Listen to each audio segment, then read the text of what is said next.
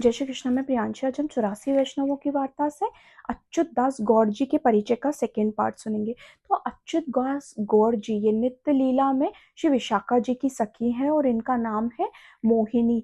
और जब आपशी ने इन्हें ब्रह्म संबंध दिया तब आज्ञा भी करी कि गोवर्धन की 3 परिक्रमा करें, एक साथ में 3 परिक्रमा करें।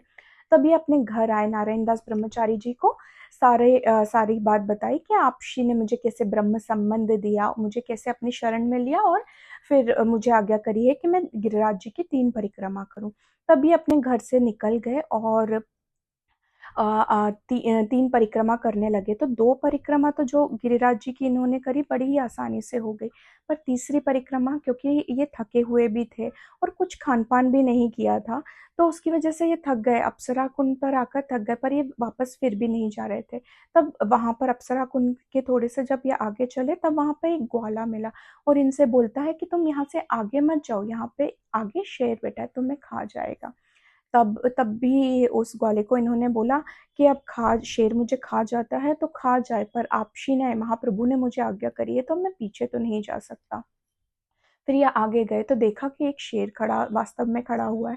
तब इन्होंने मन में फिर से विचार किया, जब आपशी ने आज्ञा करी है तो अगर ये शेर मुझे खाएगा तो खा ले, पर मैं पीछे नहीं जाऊंगा। फिर ये आगे गए तो वो जो सिंह था, जो शेर था, वो गाय में परिवर्तित हो गया। तब इन्होंने उस गाय की एक परिक्रमा करी, फिर आकर अपने आगे गिरिराज जी की परिक्रमा पूरी करी। फिर जब ये अपने घर वापस आए तब नारायण दास ब्रह्मचारी जी से उन्होंने सारा वृत्तांत बताया। फिर पूछा इसका मतलब क्या होता है। तब नारायण दास जी ने बोला कि इसका मतलब मैं तो नहीं बता पाऊंगा, आपशी ही बता पाएंगे।